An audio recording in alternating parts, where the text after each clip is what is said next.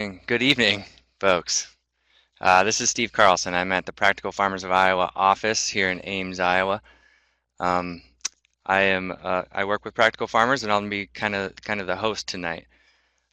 So before we really get started, I've got a little bit of an intro to do. As you probably know, tonight's Farminar topic is on using cover crops as forage, and we've got the two guys here from Iowa Cover Crop to lead this presentation. Bill Frederick is going to talk about his experience with grazing cattle on covers at his farm in Jefferson. And we've got James Holz, who is from the Grand Junction area, and he'll talk about how he has chopped and baled covers to feed his cattle. So we do these Farminars every Tuesday night if you're not familiar. We've got another 2 weeks after tonight before we take a couple weeks off, and then we'll start up again on January 10th, and we have about 12 more presentations on Tuesday nights following that startup again on January 10th. So look for that announcement to come pretty soon with all those topics and all those speakers. But if you tuned in tonight on this topic, you might be interested in next week, which is what we're calling Getting More from Cover Crops, and that'll feature PFI member Jack Boyer, who does a lot of on-farm research with termination, timing, and methods of his cover crops. And then we've got ISU researcher and ISU researcher in the agronomy department, Mike Castellano, who will join Jack Boyer on next week's presentation. So a little bit about Practical Farmers of Iowa. We started back in 1985 as a nonprofit organization made up of farmers who, during the farm crisis years, were interested in reducing inputs on their farms. And today we're still focused on the same kind of issues that we were in 1985. And now we're made up of farmers from all enterprises and all sizes. And we've also got a membership that has a lot of friends of farmers who support our mission.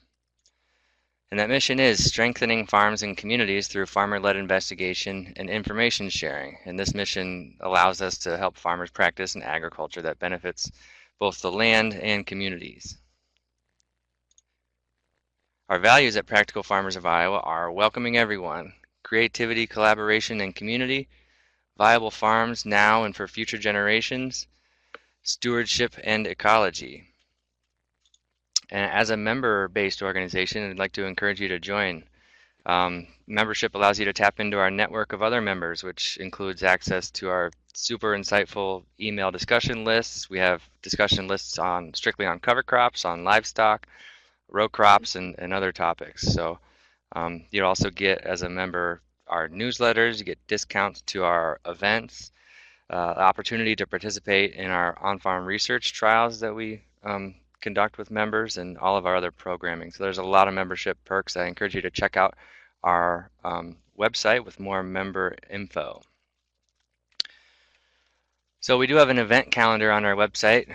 This time of year, every Tuesday we do our Farminars, but there are still other events happening throughout the state.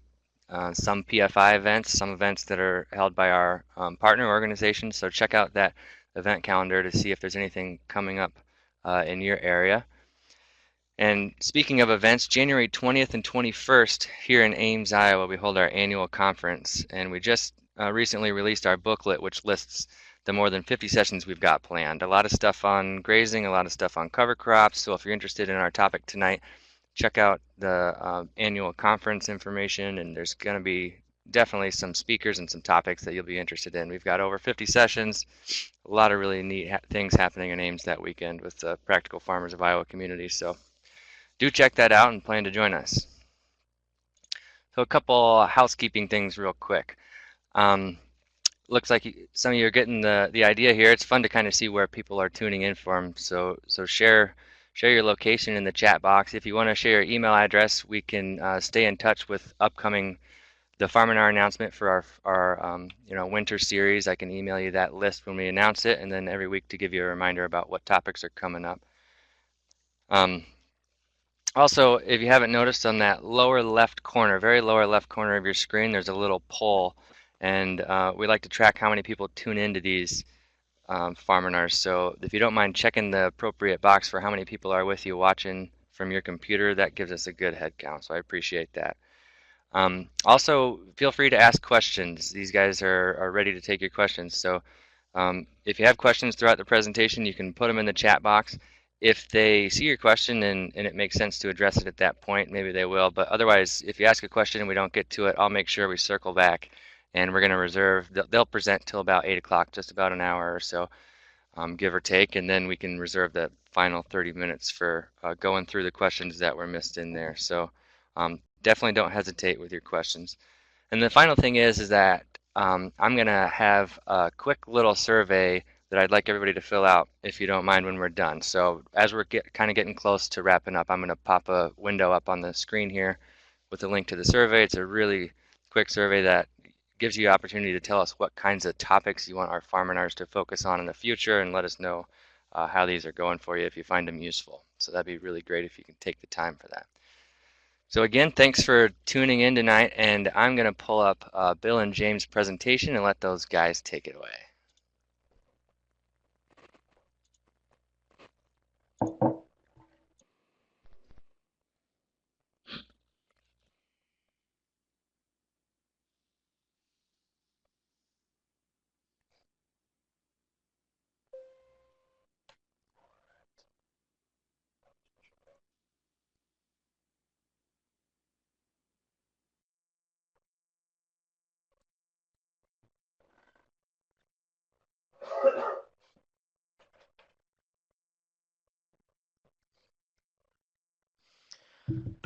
Alrighty.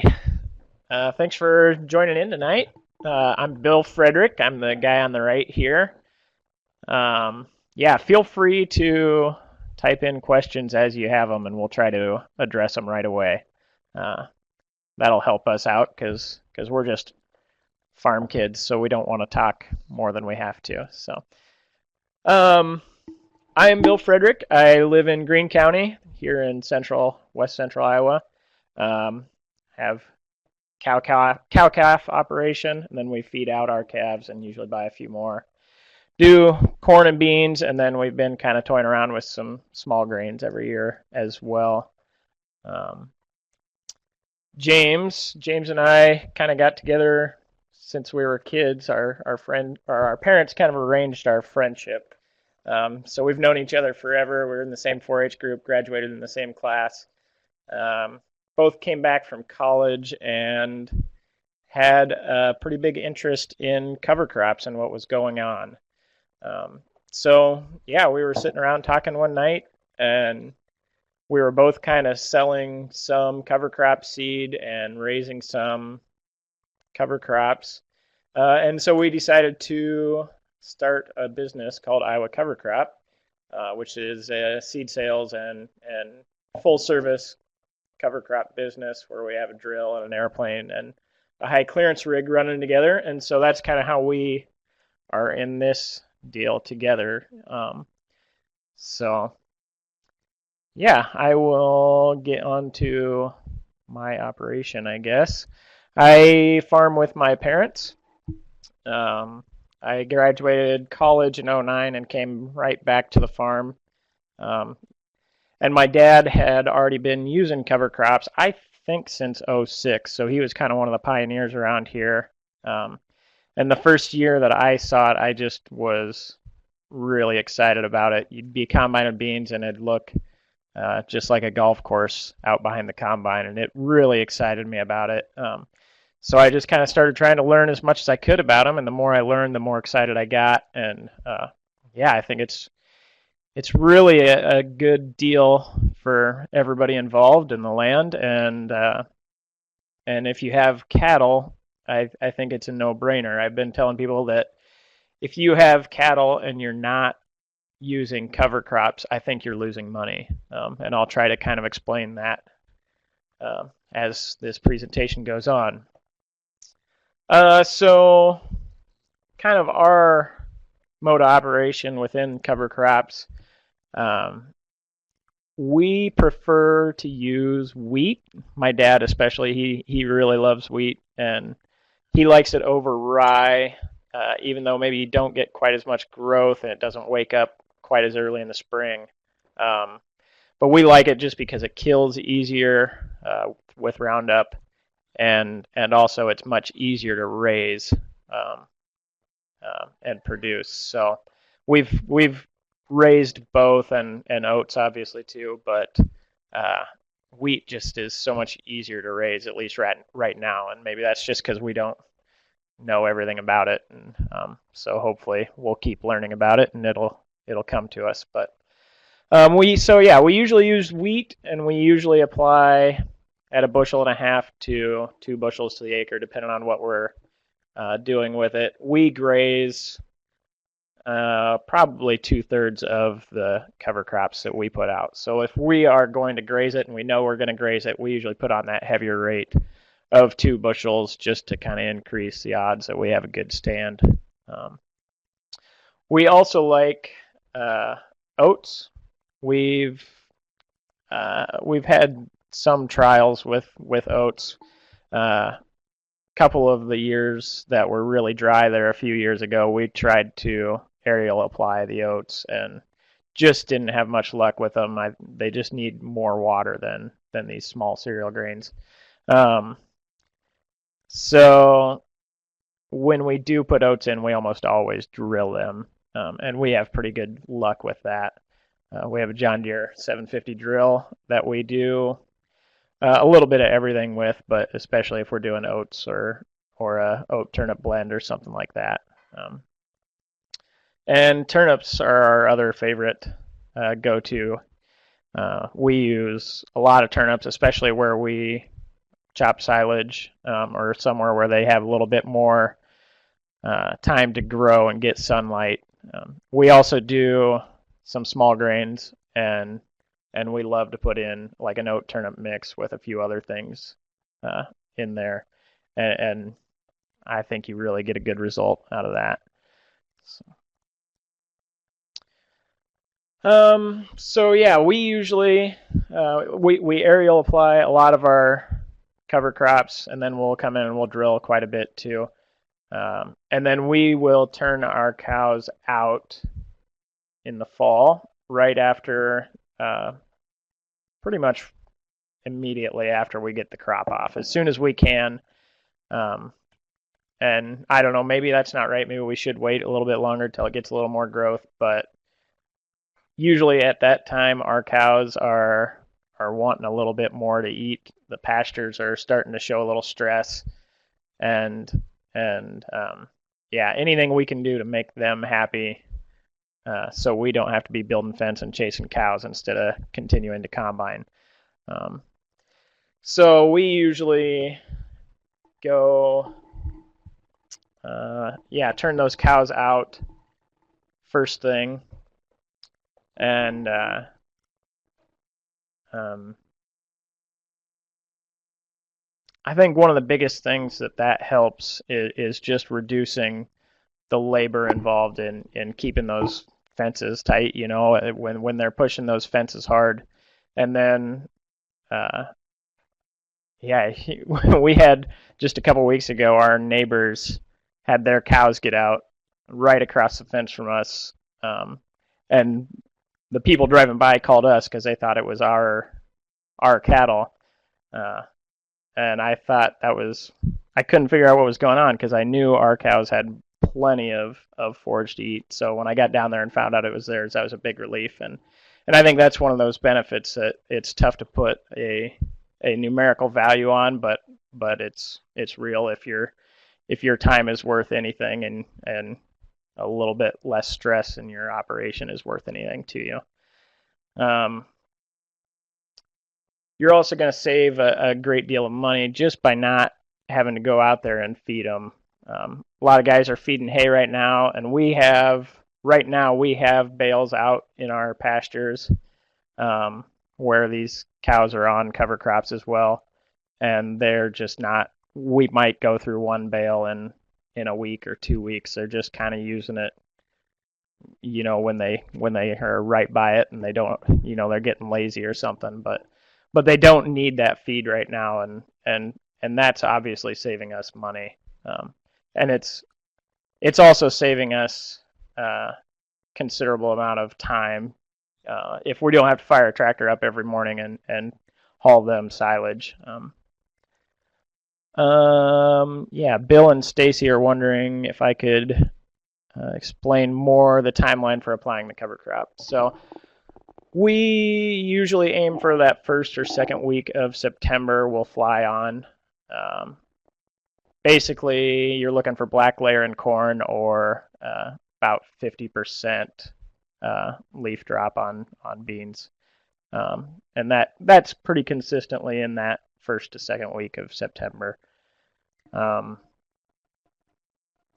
you're not going to get a lot of growth in the fall, but any growth really adds up, especially if you're turning cows out on an 80, um, and you're understocked really for that amount of land. Anyways, you don't need 2 feet of growth on there, but um, generally we turn our cows out, right after harvest. So anywhere mid-October, November, early November. Just kind of depends on the year, but I would say average is the third or fourth week of October would be my guess when we turn them out. Um, so a few other benefits I see to it are, yeah, you spend less time feeding, and you're also going to spend less time cleaning lots. And anytime I can have the cows doing the work for me, spreading their manure, I'm more than willing to let them do that. So, in the spring, I think is where we get at least I don't know, at least as much good out of the grazing of cover crops as we do in the fall. Just from an aspect of we have a 160 that surrounds our calving facility, and so we will kick those cows and those heifers out during the day, and then we'll bring them back into the lot at night so we can keep an eye on them all night. And that just helps keep them clean. It keeps those calves clean, and it keeps those calves healthy. And anytime you can keep those calves healthy, you're gonna save money, especially a year ago, 2 years ago, when people were selling bottle calves for $700 or more. It doesn't take very many of those calves to pay for your cover crop application. So, yeah, anything that's good for the cows is good for us, and so if we can keep them happy and healthy, then that's going to cause us less issues and cause us less stress throughout the year. Yeah, I know we had. Well, I'll talk about one drawback there a little bit, but we spring calve, and I guess I haven't thought too much whether it'd be better to fall calf or spring calf. Yeah, I guess I couldn't say really on that one.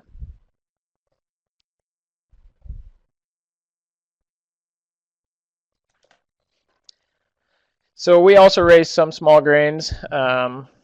This is a picture of me harvesting wheat with our antique swather. And I really, really enjoy getting this diversity in our farm, and I wish we could go to a full 3-crop rotation. That'd be fantastic. But the way it works out for us is it basically just adds another paddock to our pastures. Because what we'll do is we'll harvest this rye or wheat, whatever it may be, for grain in probably the first or second week of July, and then we'll come straight back into it and drill a diverse mix, usually pretty heavy on the oats and turnips. And then we usually mix in some leftover field soybeans and some field corn just for something to do. We've been putting some forage kale into that the last couple of years too, and some radishes, and we really like the forage kale, but it's just a little more spendy than the turnips are. Bill and Stacy are wondering what it costs to apply seed by air. with our kind of depends on how much you're putting out. If you're putting out a bushel, kind of pretty typical rate is $14-15. And then it goes up as the weight goes up because the airplanes have to carry, they have to make more trips. So to put on 2 bushel, our pilot charges $18 an acre plus seed costs. So,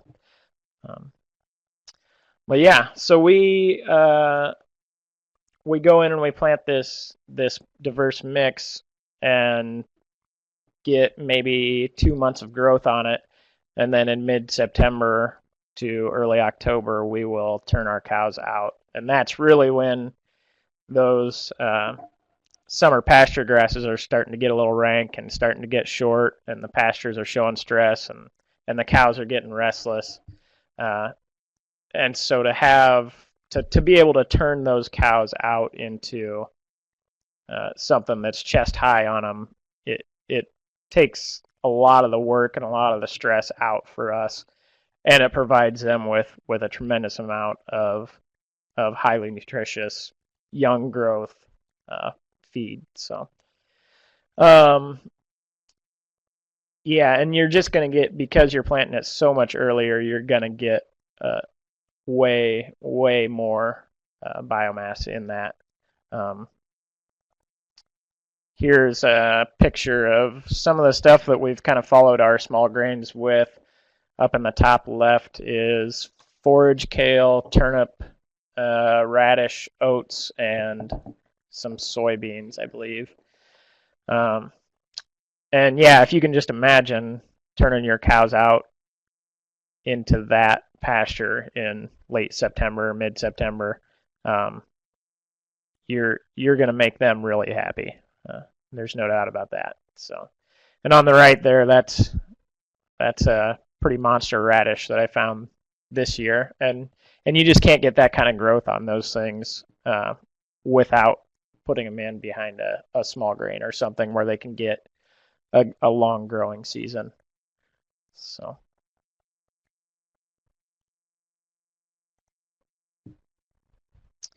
So this year and last year, I've been working with Megan Filbert here at PFI, doing a research trial, and the idea behind the trial is to put actual hard numbers to the amount of growth that you're getting on your cover crops and how much money that could potentially save you in hay cost or what have you.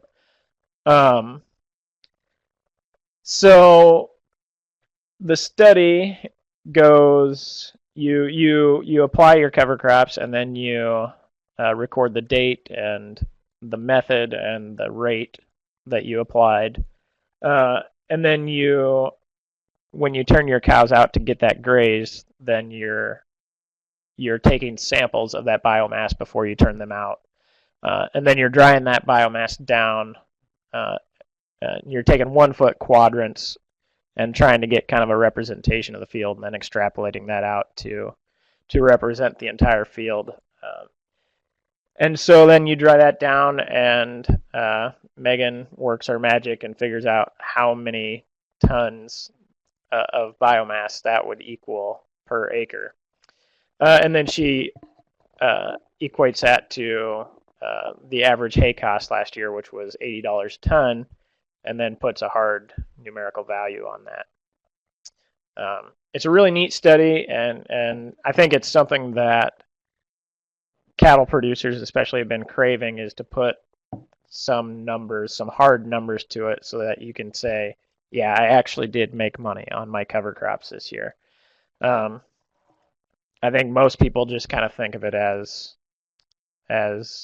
one more thing you have to do, and don't really think of it as something that could potentially benefit your farm in a monetary way. So, oh man, more questions. The cattle will eat the radishes. We're really big on turnips because they just go nuts over them. I think it's a little. They can't pull those radishes clear out of the ground when they're that big. But the turnips, they kind of sit on top of the soil, and they just go nuts over them. Yeah, they usually they will eat the leaves, and then they pull a lot of those turnips out and chew on them, and then they seem to kind of come back throughout the winter and keep chewing on those turnips. Um, Also, the radishes become they are bitter and really hot, just like a radish in your garden. So the cattle really don't like radish. as for Bruce asking what benefits do you see in your row crop operation by having cattle grazing? That'd be kind of a tough one for me to say too. I mean, obviously you're getting that manure out there, um, but beyond that, yeah, I guess I don't know if you could put numbers to, I don't know if that you could say by having cattle out there you're going to be getting 5 gallon or 5 bushels more to the acre. So, um, I, yeah, I mean we use less synthetic fertilizers because we're getting that manure out there. So, um, but yeah, to go on with this research, so my farm last year, following corn and beans, which I had a couple different application methods and products, but I averaged 0.22 tons of dry matter per acre following the corn and beans when I turned the cows out. And at $80 a ton, that would save me $17.60 in fall grazing. Compare that to the field that was following the rye that got planted with this heavy mix and had an extra 2-3 months of growth on it. That yielded 3.74 tons per acre, which, as you can see, that really dollars up pretty quick. When I'm looking at it and trying to think about how much money I'm saving, I I usually figure that it costs $1.25 to feed one of my cows per day. So I try to think about how many days I could have those cows out there. Um, and at least for us, because we're somewhat chaotic on our farm most of the time, uh, I feel like we don't always maximize the grazing potential that we could have on there. Um, yeah, I think if you had a really hard plan and you stuck to it and you knew you were going to get all the benefit out of there, then you'd be doing great. But we're continually changing our plans, and so um, these saving numbers don't include the seed cost. But if you figure um, the average to seed your cover crops is probably going to be right around $30, $35, somewhere in there. Um, that's pretty good. And this $17.60 is just on the fall grazing. Um, when we're spring grazing, we don't use as many acres because we kind of consolidate everybody up into that 160 by the lot. But I know last year I had 50 cows and heifers out there for over 2 months, and that you could spread that saving across the whole farm and still I think come out ahead, or at least it will cover most of the costs. So, um, but yeah, if you have a good spot to put those calves in the spring and put those cows in the spring, I think you're going to come out money ahead for sure on those acres. Um, so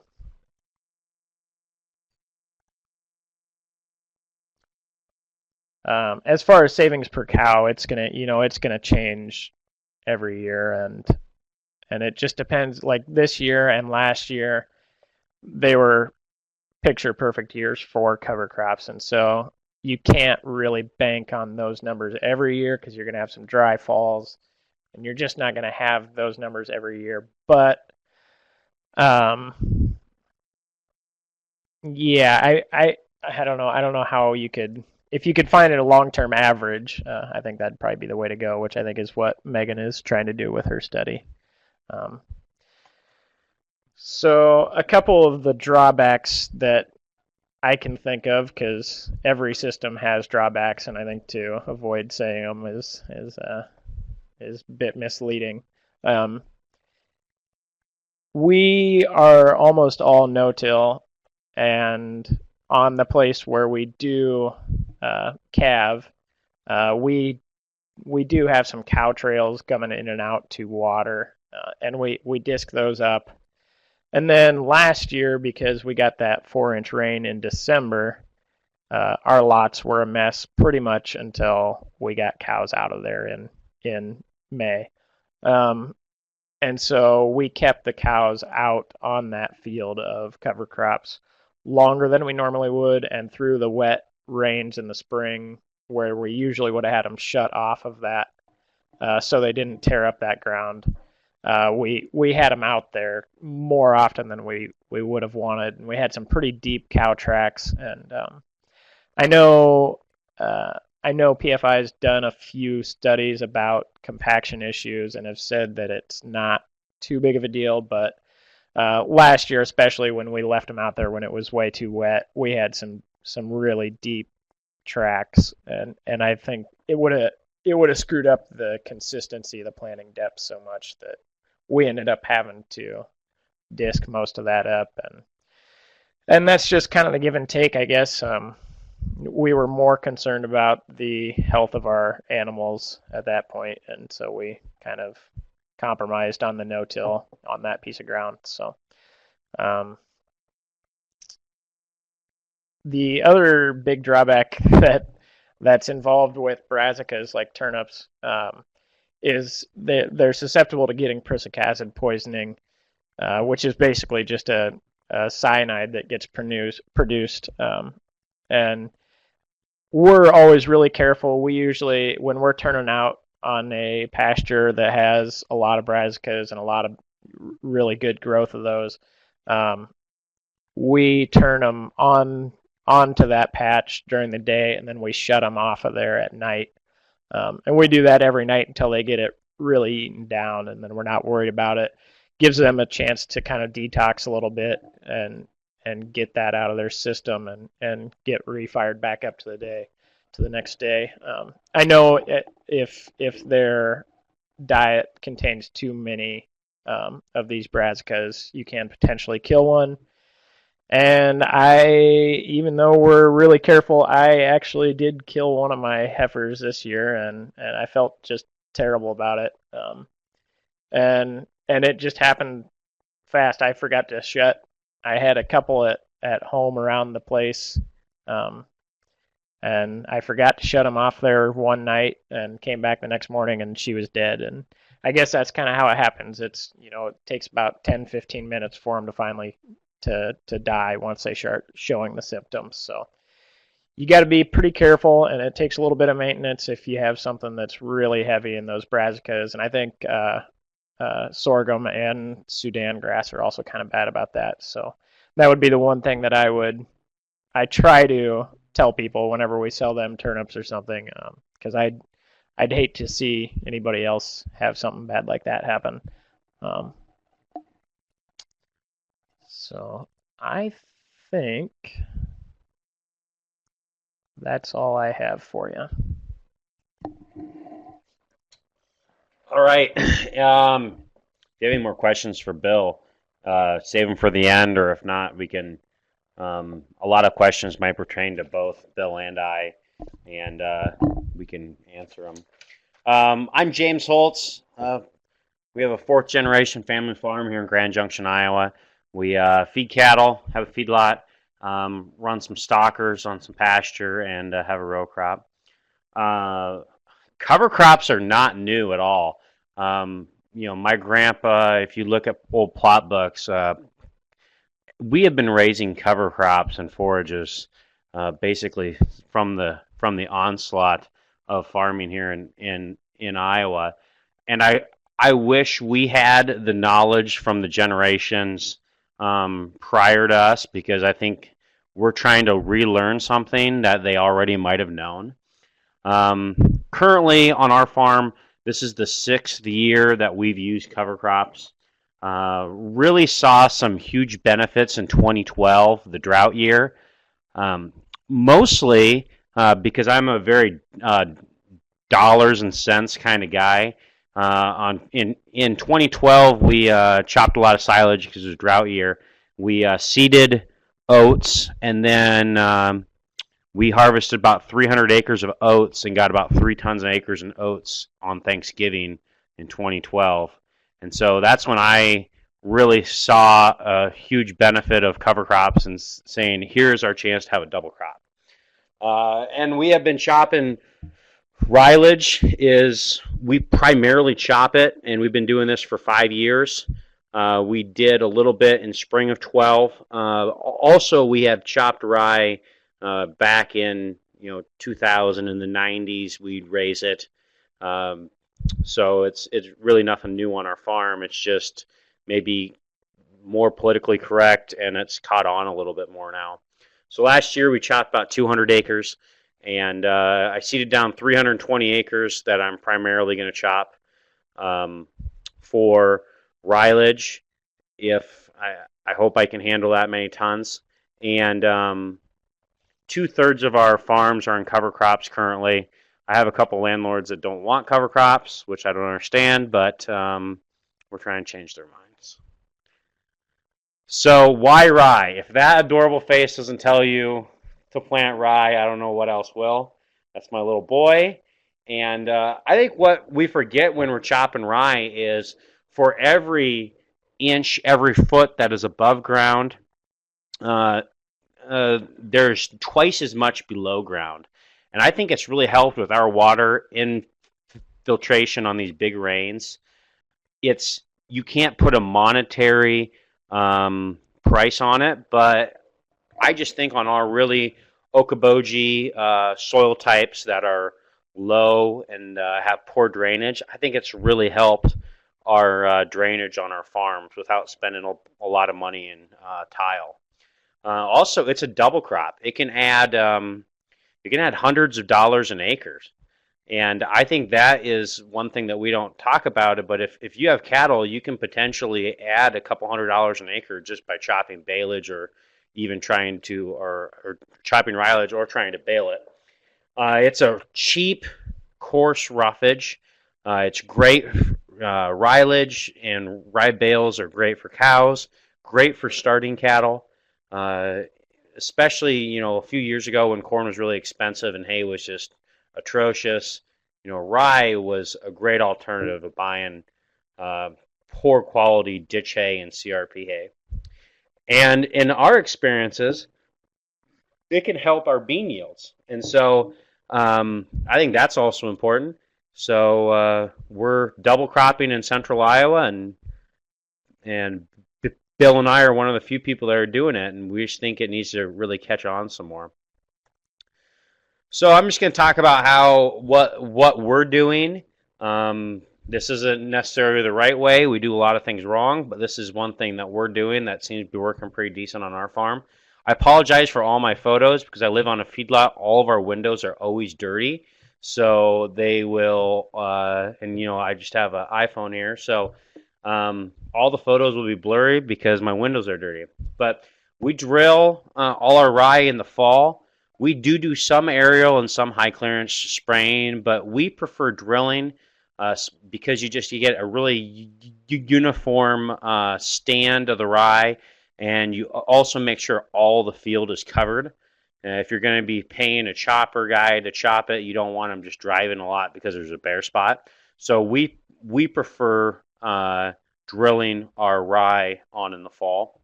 And so I have a stock cutter, and then I have a drill hooked on the stock cutter, and then we will actually bale our corn stalks.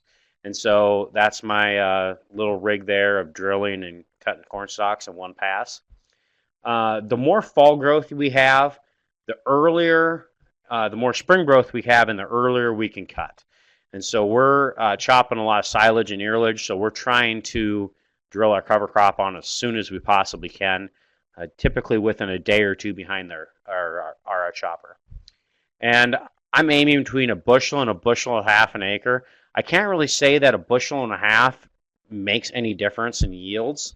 I think a bushel is just fine when you're drilling. I think rye is, I think to get big yields on rye, ton yields, it's actually just more important to get just a good job and make sure all your seed is in the ground well with good soil contact. And I drilled some rye on November 1st, or maybe even later, the middle of November. I know Bill has drilled a lot of rye in November. If it germinates at all, it's going to be fine. Should be fine. I shouldn't say will be, but should be fine through the winter, and will grow in the spring. And also, if you do miss a spot when you're drilling, it will tiller in some. It will, find those bare spots, and so it's not, so you don't have any bare spots in the field. So that's one thing Rye's doing. All right. Maybe we can wait for Jake to type fast here. But we'll start. So in the spring, in the spring, the rye. I guess the most important thing about cutting rye in the spring is don't wait for the rye. If your window is there and the rye isn't mature enough, cut it. I have seen so many people wait for the rye to get tall to cut because they want to yield more, or they want it to get past joint stage so they don't have to kill it. And the biggest thing is if the weather gives you a window where you can cut it, you just have to cut it. Because the thing that I think has the biggest drawback to chopping rye or baling rye is they let it get too stale and too rank, let it get too tall and too mature. I would rather have on our farm a earlier maturity rye than a late one, even if it does yield less tons per acre. We're usually cutting on or before Memorial Day, if that gives some idea of our timelines here. Typically, I want to get my second crop in before Memorial Day. I think this year we cut like on the 18th and made all our rye on the 18th of May. We cut with a mower conditioner with the rolls as tight as they can be. And we cut one day and then we bale the next. And so we're constantly cutting and then baling. And we combine the rows. The chopper, we have a custom operator chopper, and he comes in with that big Jaguar chopper. He also has a way to combine the windrows. So we combine two windrows and make one bigger windrow.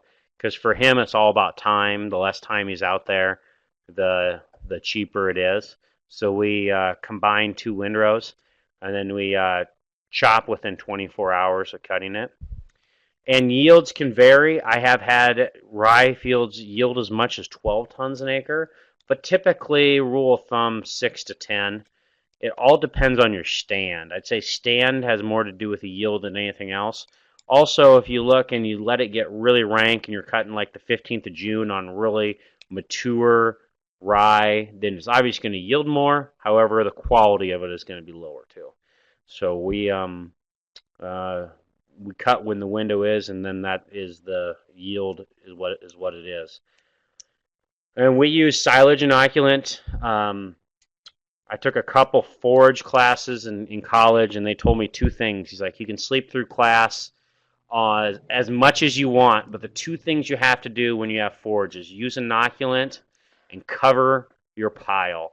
I mean, those are the two main things on raising forages. And so that is our main focus is we put inoculants on and we cover the pile, which is my main point. Cover the pile with plastic. If you don't cover the pile, then lack of better words, ryelage just turns to shit. It is worthless if you don't cover the pile. I've done it on a couple thousand tons, and it is not worth it, and you end up hauling it out with a manure spreader. So the most important thing about ryelage is cover the pile. Rye is also really difficult to pack. It doesn't pack like silage hard or earlage or anything like that, or high moisture corn. It packs really, really difficult and bunches up. And so that is probably one of the bigger challenges with ryelage is um, is packing it and get it firm. Paul, I have not made any baleage from rye. I don't know why it wouldn't work. I'm sure it would. It's just something we're not doing. So then the key is just to consistently have a tractor packing while you're harvesting and just work it. And it's really wet. Typically, it's like 65% moisture, 35 dry matter, and it's just wet and very difficult to pack. I don't have any pictures of it because I couldn't find any of me chopping ryelage, probably because I was just really frustrated trying to chop it, so it wasn't enjoyable. But those are some pictures. We use a MX 275 with a front blade on it, and it works pretty slick. But that is the most important thing for ryelage, is getting it packed well.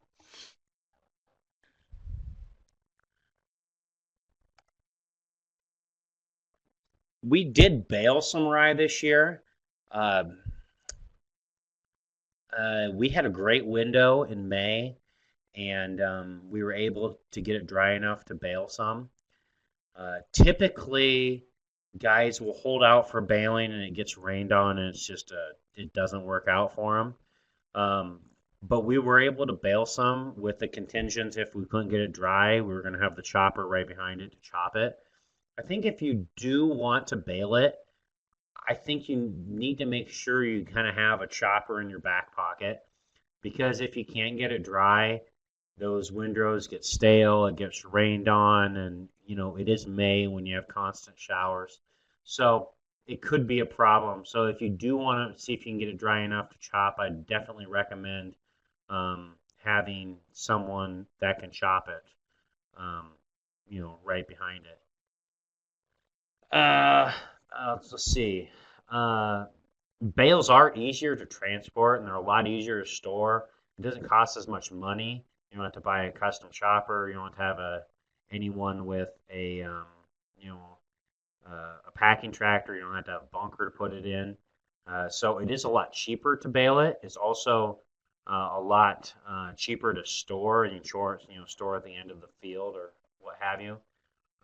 However, in my experience, the cattle, I guess, in the bunk do not prefer, if they had a choice between ryelage and just like a ground rye, they prefer the ryelage. I think it's more palatable to them.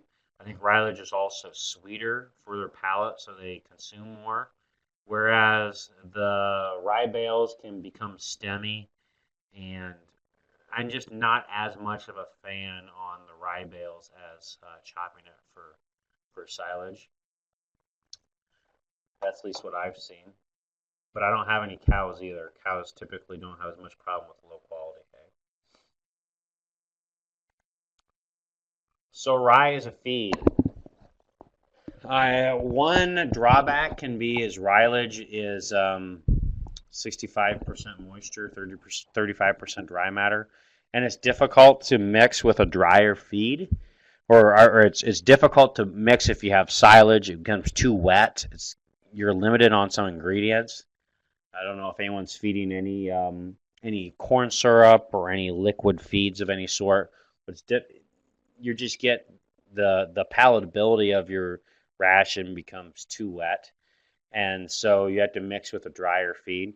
It's also really low on fat or energy, but it is really great for growing cattle and for maintaining cows. And so I just got us nutrient composition of ryelage versus silage.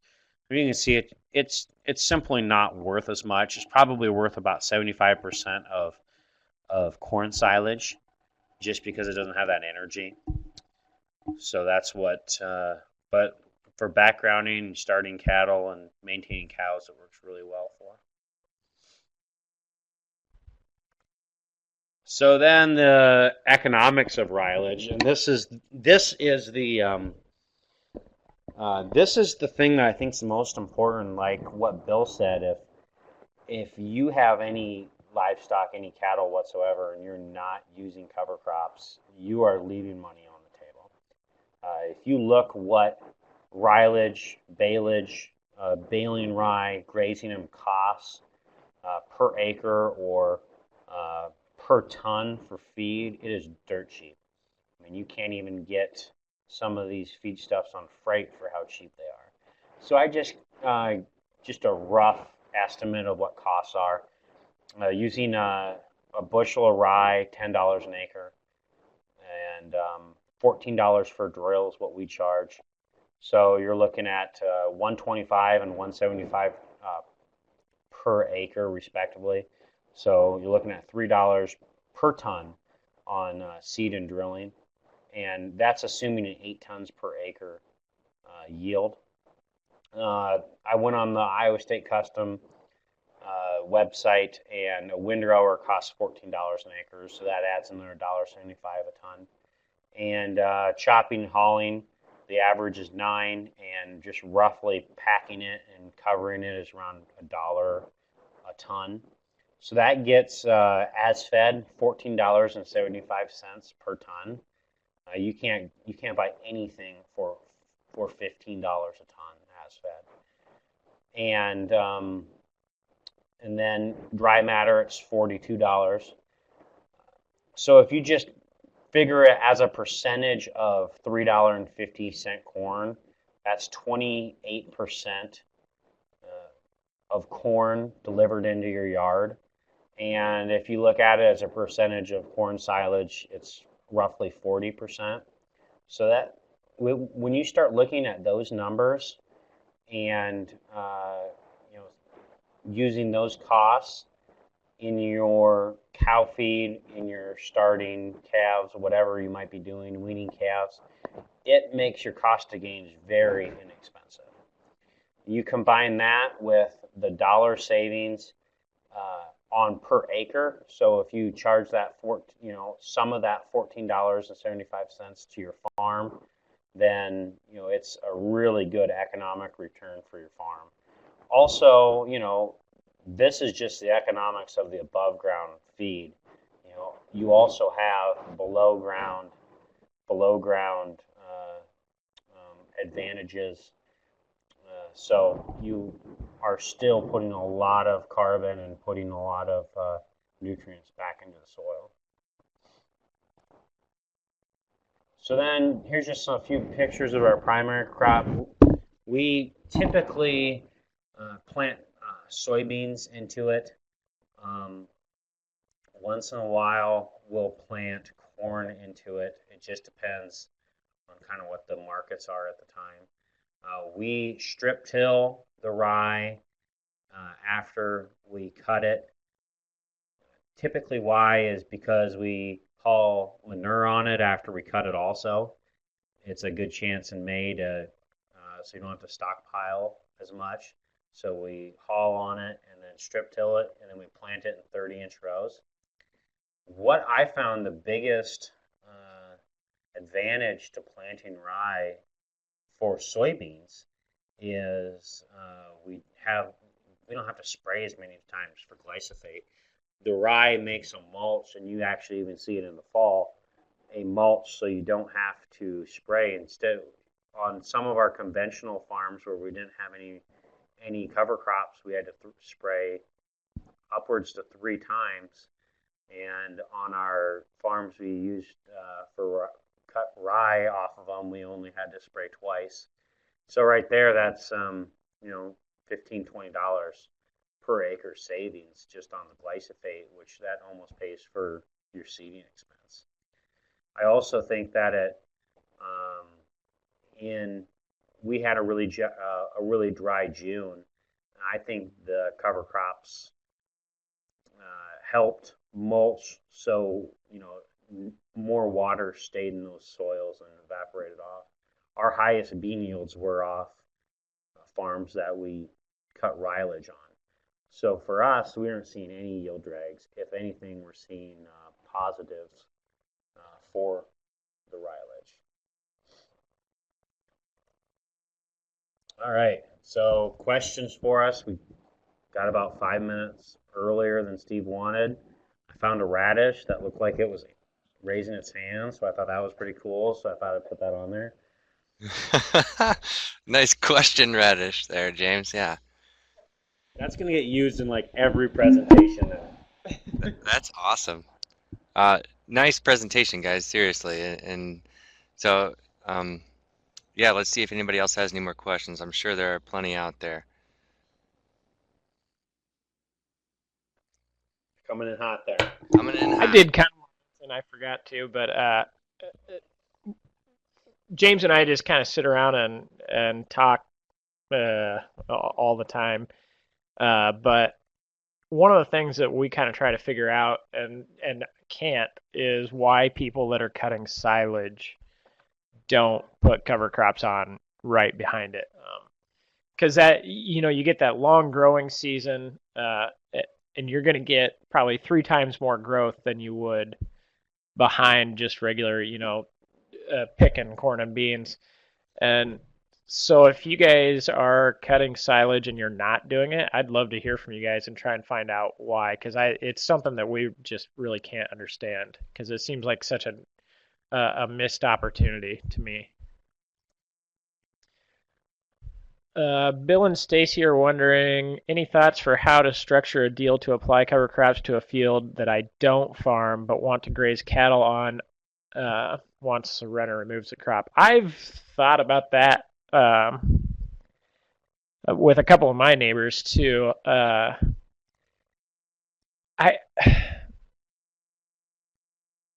think what I came up with was if you cover the cost of applying, and especially if you have a drill and can do it yourself, you're going to save half of the cost there, and you might only have $12 into it. I've heard some agreements with guys that aren't doing cover crops, but guys are grazing corn stalks, and the agreements that I have heard of is they graze them for free because the cattle are, dropping manure on their farm, and they think that's a benefit, obviously. So I would, maybe even if you could go halvesies on cover crops, because they are picking up some advantages of the cover crop on their farm. Jake, I have not grown triticale. You haven't either, have you? I have not grown it. We have some customers and some people around here who have. I understand, it's more nutrition. It's better nutritionally than rye. It's supposed to grow faster than wheat.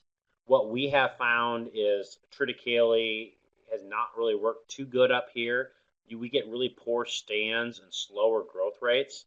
And so what I have seen, and that this isn't much, this is probably only a couple hundred acres, but guys have only done it once. But very good question.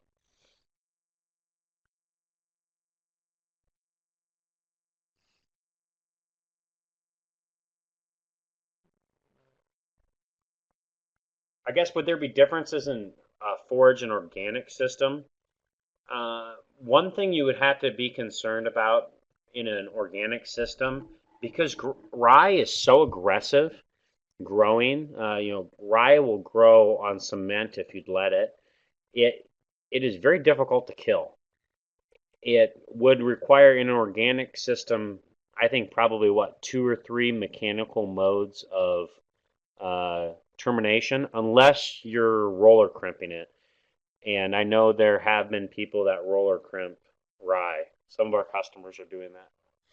Bill, anything on that?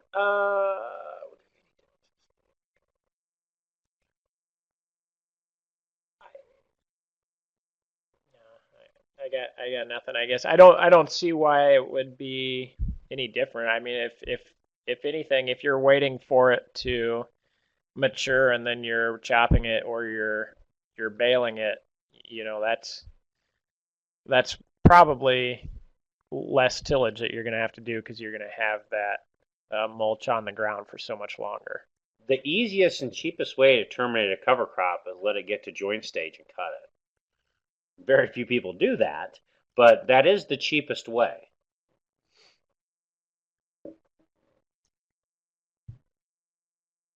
Yeah, Jake, for what we have seen in central Iowa, we have not had very much luck with triticale. And it is also really expensive. What is it? Like almost $24 a bushel compared to you're looking at 10 nines to 10s a bushel on rye, so it's almost double. That's kind of our business model, is to keep it cheap and simple so that it's more accessible to more people. But yeah, if people are having success with it, I guess try it and see how you like it on a little patch, and if it works out, go whole hog on it.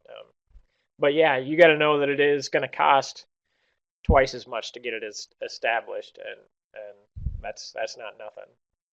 And if you're growing triticale, let us know because we want to buy it.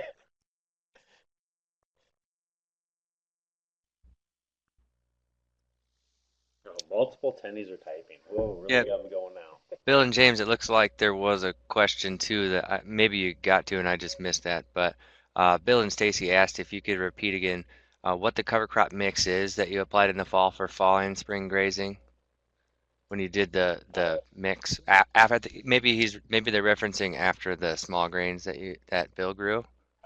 Well, yeah, after the small grains, it's we put out about a bushel of oats and then 3 to 4 pounds of brassicas. We usually mix in turnips and radish and forage kale. But that being said, we drilled some for a neighbor here, and we put in maybe half that rate, and it is the most impressive stand I've ever seen. And so I'm almost wondering if we need to back off on that rate a little bit. We saw some rye trials on a guy that was organic. He was roller crimping it, and we actually did the application for him. And we thought he was crazy. One of them did a bushel and a quarter, or bushel and a half, and then the other one did 3 bushels, and there was more biomass per acre on a bushel and a half than there was on 3 bushels. And we're kind of seeing the same thing here. I had like 20 acres on our high boy that we applied early to make sure that it was working correctly and to make sure the correct pounds are going out. And I did like 20 acres at six bushels an acre, something just stupid.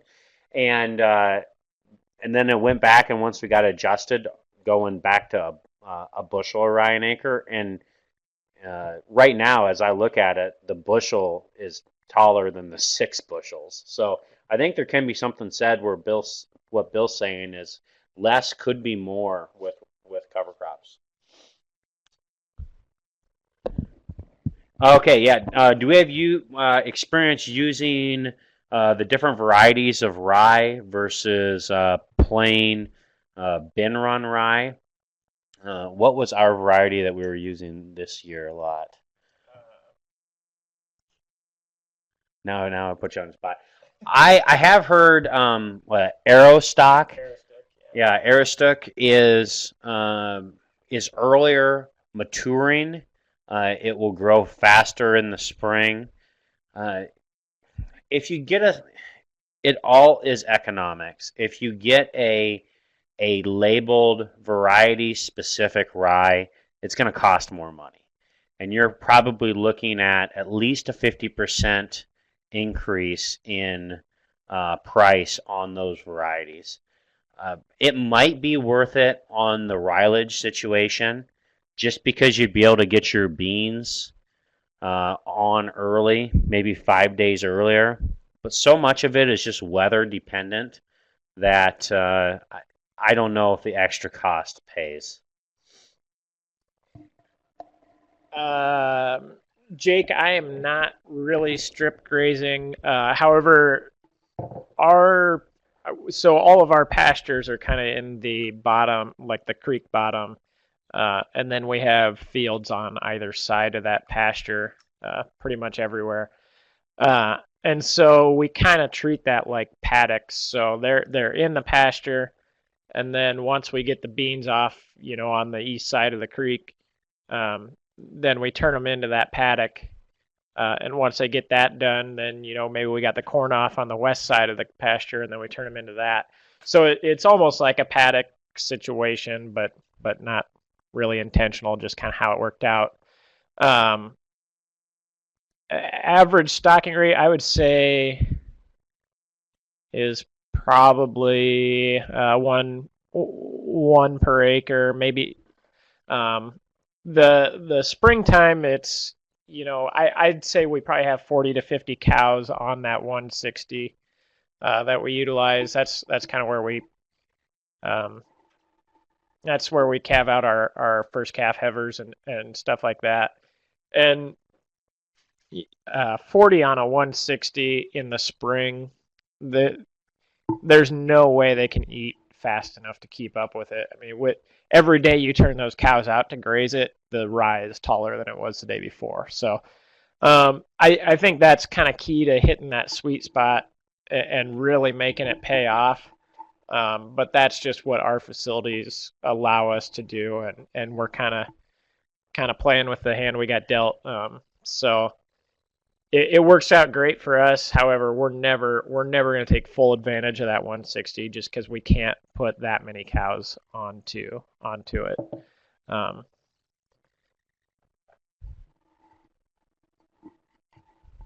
Any luck getting winter hardy species 5 when mixed in the planting after small grains? To survive when mixed in planting after small grains. You mean like a turnip or radish, Paul?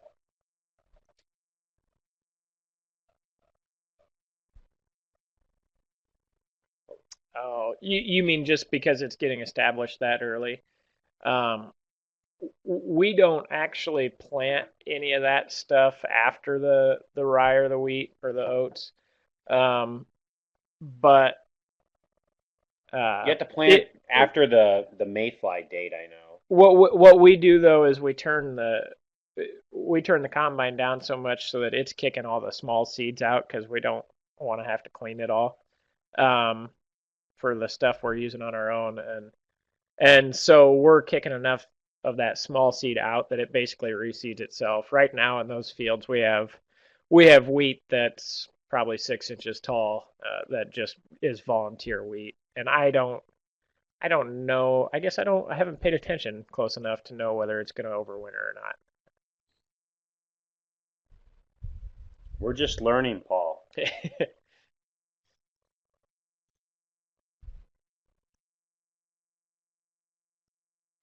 One thing that we found was kind of interesting when we put on rye after continuous fields have had rye.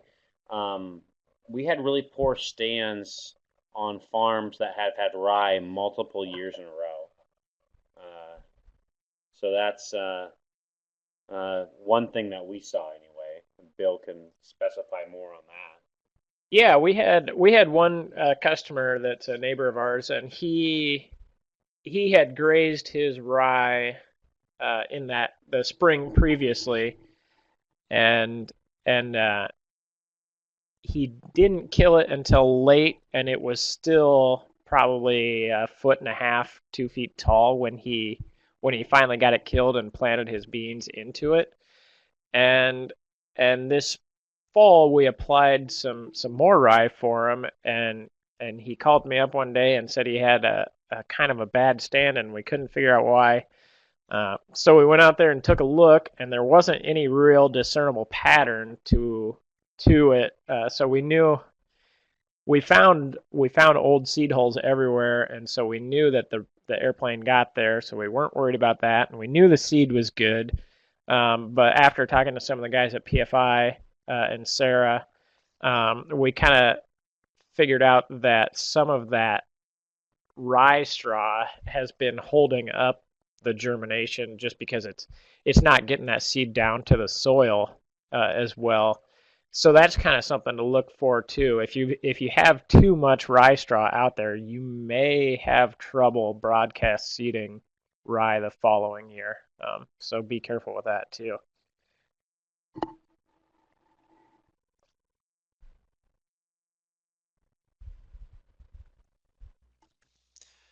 Yeah, really great questions, folks. We got time for a few more if there are any. So think them up. And if you haven't already, I did put up that survey link. So before you're done tonight, if you don't mind taking that survey. And I would recommend checking out Megan's research results. I think they posted a link to it up there in the chat, and it's pretty interesting. And I don't know, it's going to be interesting to see what happens over the 3-year average, I think. And we'll also throw our contact information on here real quick. And if you have any questions, you can call Bill.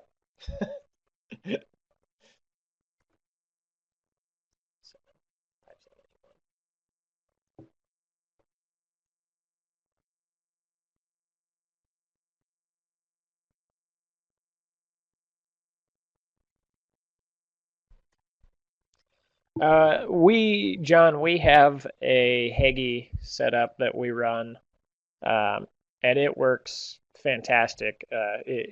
It's so consistent, and it gets right up to the borders of the field and everything. And we love that thing, and a lot of the people that go through our business really eat that high boy up. You got to have the right weather in the fall is the only trouble we've had with it. Last year, especially with that wet fall, there was a lot of days that you just couldn't get in the field. But if you can get it into the field, uh, absolutely. And we on our silage ground, we were just kind of looking for something to do one day, and we had one of those little 5 bushel whirligig seeders that you mount on the back of your truck or on the mount of your tractor, and we threw some seed out with that and then dished it in, and it looks great too. I think the big thing about that Haggie is it has the tubes on it, so it goes in between the rows. So it misses all the whorls on the corn plants or the leaves on the beans. And so it makes great contact with the ground. It looks like a monster, too.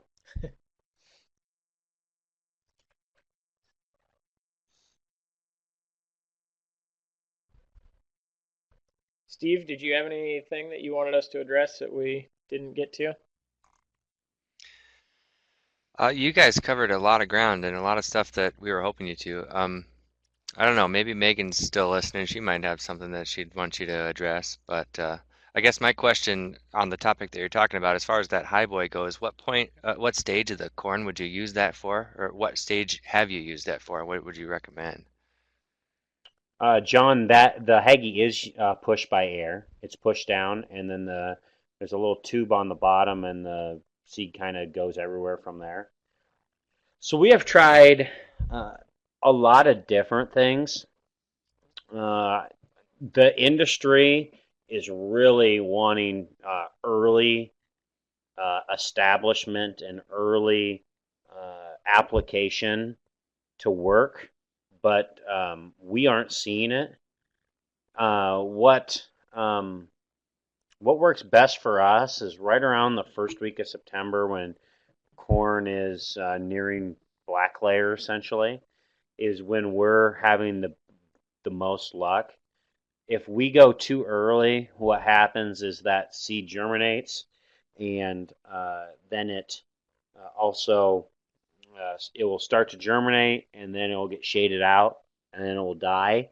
And so we've tried as early as the mid-June without any luck at all, and we find that uh, that first week of September is really the sweet spot. If you go much earlier, you don't get much more growth, and later if you're into the end of September, you just will wait a couple of weeks and drill it. And John, that is not a custom setup. Hagee made those attachments for about a year or two. I think there's only about 15 of them out. Yeah, in the country. I think it's for like 2013s and newers, if I remember right. And that has a 90-foot wingspan or 90-foot boom, so it can cover a lot of ground pretty quickly. Yeah, we hit almost 500 acres a day with that this year, so it was pretty fun to have around. Any more about early, late cover crop, Bill? Yeah, that's especially for us. Like we're on our farm, we're on 20-inch rows, and we tried to push the seeding date ahead just a couple weeks, and I think because of that small row spacing, it just didn't stand a chance. You watched it snake around the ground forever, and it got about 8 inches long and pale white and couldn't find any light, and it finally just gave up. People are trying like really, really early before it even gets shaded out, and I don't know. I'm scared to try that, I guess, but there are some people that are trying really early in the Eastern Corn Belt with rye grass instead of rye grain.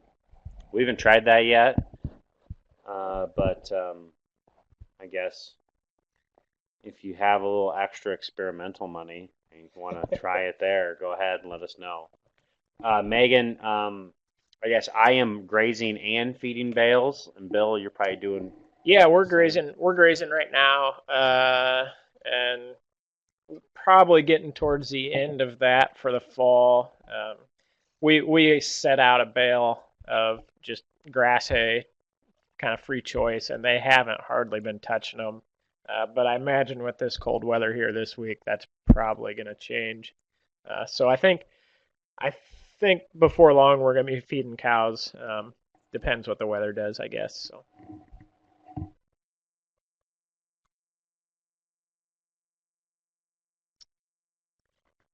Yeah, that's a lot of people are struggling with it, and we're kind of the same. Our aerial guys are fantastic, and they're perfectionists. But even with that, they're going to have some streaks, and they're going to have to leave the field borders and stuff like that.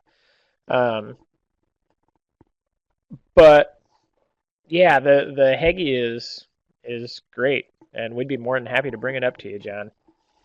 One thing that happens is we get such a tight window. We're talking a 10-day, 2-week window, and if it rains or if we get a lot of rains, we can't run the Hagee. If it's too windy, we can't run the airplane. Or if it's too much overcast. So a lot of our customers were saying, okay, I'd prefer the Hagee, but if I can't get the Hagee by X date, let's switch over to the plane. And so that's what we're doing a lot of. Guys will say, hey, this is our preference, but we want, more importantly, they want it done by a certain date. And so we're switching back and forth. And I don't think a lot of talk on the Hagee and the airplane. I really think the drill is a cousin of the cover crop seeding that doesn't get talked about much, but is the cheapest, and what we're finding probably does the best job. Yeah, John, that might be a bit of a haul. Just depends on how many acres you get us, John. But yeah, I'm with James here. We drill a lot of our acres too, and to me, you can. Not to cut ourselves out of a job, but you can go out and buy a drill and do it and save money and have a drill. But it depends, if you're trying to graze there in the fall, that's why we use the airplane still, just to get that fall growth so we can get some grazing there. But what I do is I take our drill and I go around the field borders, and if there's a few streaks that the airplane left, then I just fill those in, and that works really good. And I'm really actually pretty happy with that. And I don't have the time to drill all the stuff we put in the fall anyways. So to have that airplane kind of take that workload off of me certainly doesn't hurt anything either. Also, some people in the fall just don't have time to drill, so that's an advantage of having the airplane or the Hagee. On my acres, what I'm grazing right now, we use the Hagee, and so that's what I used on our acres this year. A lot of it can be said that we calibrated the Hagee on my farm and we calibrated the airplane on Bill's farm, so that's some of it too. Um, One thing about the Heggie is that with soybeans, if you get a stiff wind and it tangles those soybeans all up, it's tough for them to get through the row without knocking a bunch of beans down. And that was one thing that I know we had a couple of people struggling with this year too.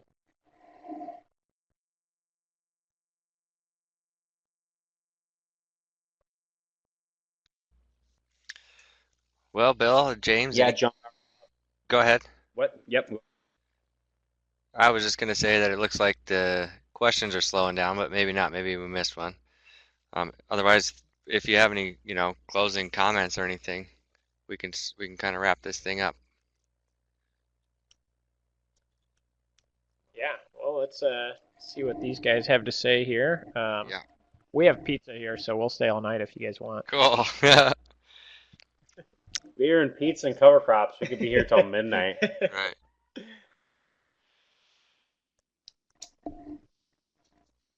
Yeah, I don't know. I think the takeaway for me is, especially if you can build a plan as far as grazing it to really maximize the benefits.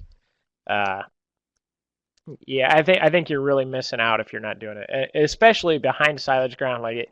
I can't understand for the life of me why people aren't covering their silage ground in cover crops. So, um, yeah, that's kind of my takeaway from it.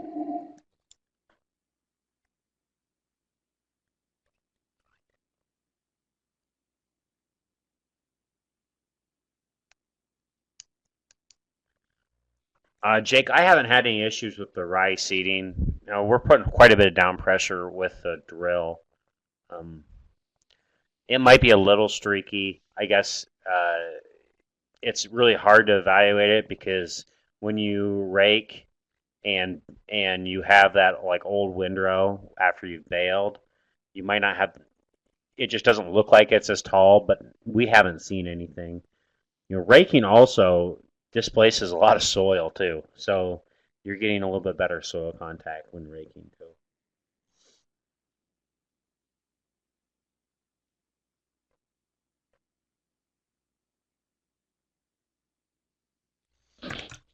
Cool. Well, this is probably a good time to wrap it up then, guys. We'll let you get to your pizza, and you can keep talking cover crops if you want.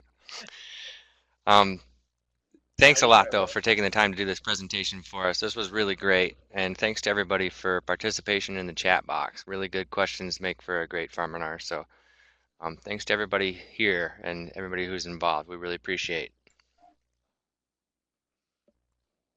Yeah, thanks a lot.